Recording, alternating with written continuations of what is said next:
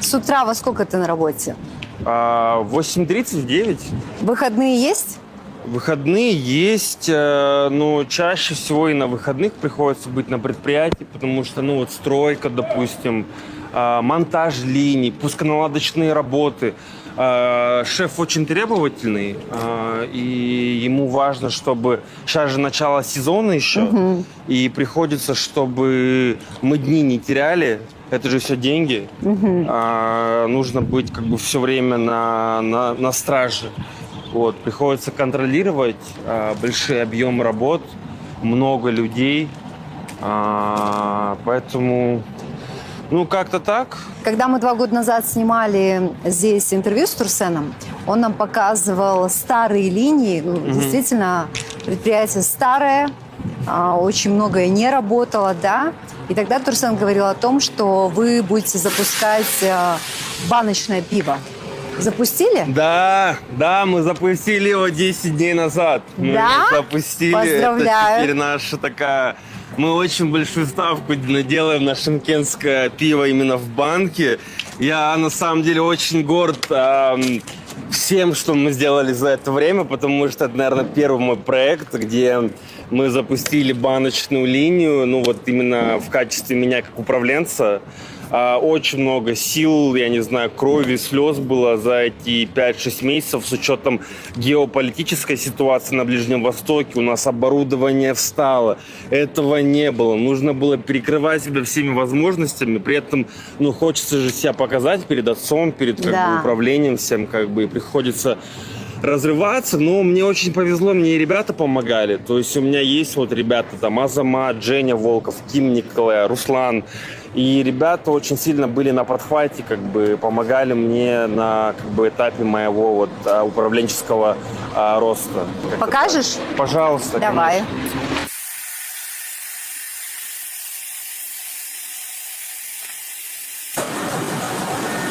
Всего 10 дней назад запустили, да, производство? Буквально 10 дней назад мы за 10 дней произвели уже 1 миллион банок готовой продукции.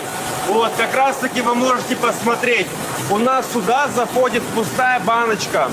То есть она поднимается как через палетайзер наверх, идет, поступает сюда и поступает в моноблок. А где заливают пиво? В моноблоке уже происходит сам розлив, то есть у нас в банку наливается пиво, вот, и потом на том конце у нас заходит крышка, и как бы идет типа запечатывание крышки, и уже в принципе готовый продукт.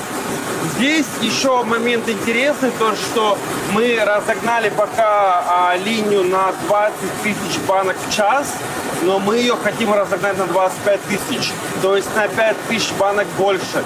Просто из-за того, что 10 дней, как мы запустили, линия новая, пока мы подсоединим к другим частям оборудования, это занимает время. У нас вот также вон там, это наш пастерилизатор. Пастерилизатор нового поколения. Допустим, у Макси Чая как происходит технологический процесс.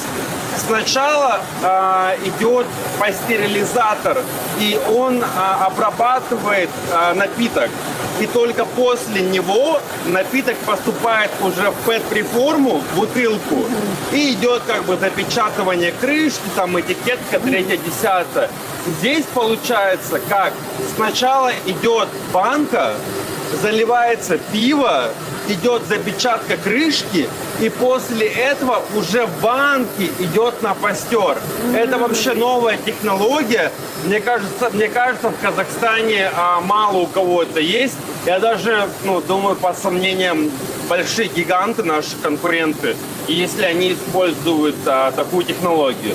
Вот. Но как шеф дал распоряжение взять одно из лучших оборудований, поэтому мы очень сильно затачиваем себя на качество. А в стекле вы будете производить пиво?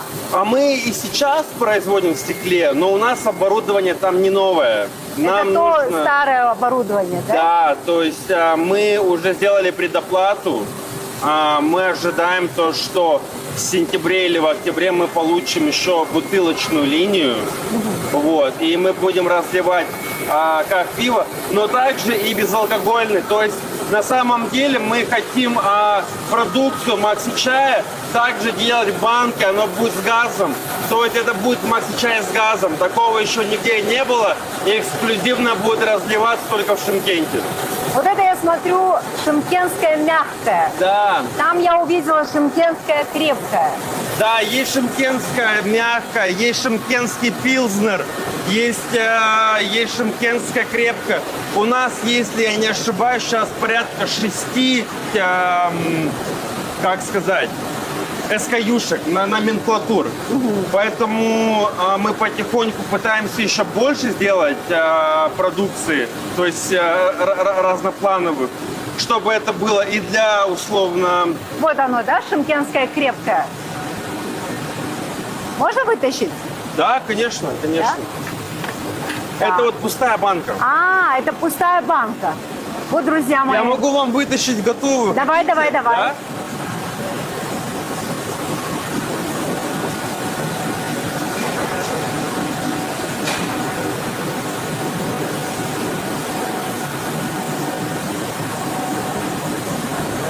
Мне знаешь, что нравится? Что вы оставили логотип. Да, это легенда же. Я могу сказать так. Я же выходец из довольно-таки скандальной семьи в свое время. Да. И предприятие тоже имеет скандальный бэкграунд. И как раз-таки все эти скандальные моменты происходили на 2016 год, то есть 10 лет назад. И когда я в январе пришел сюда, как бы сложно мне не было, я чувствовал то, что мой энергетический паттерн с этим заводом, он как-то схож, понимаешь? Поэтому есть какой-то вот коннект.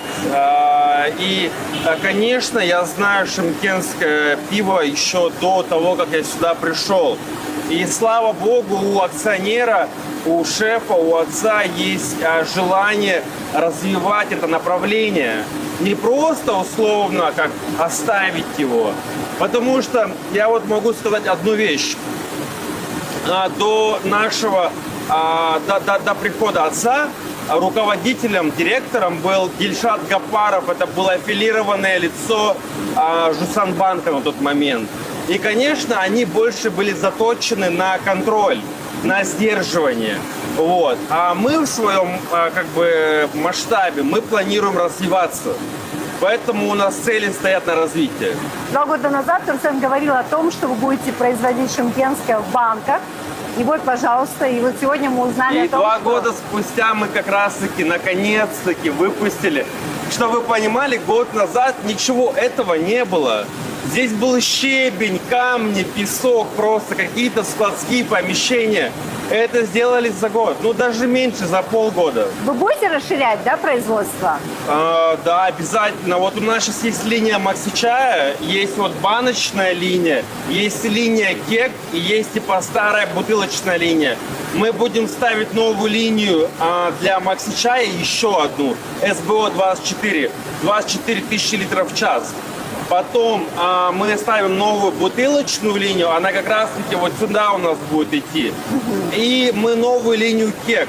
Итого мы планируем то, что у нас на производстве будет 5 линий.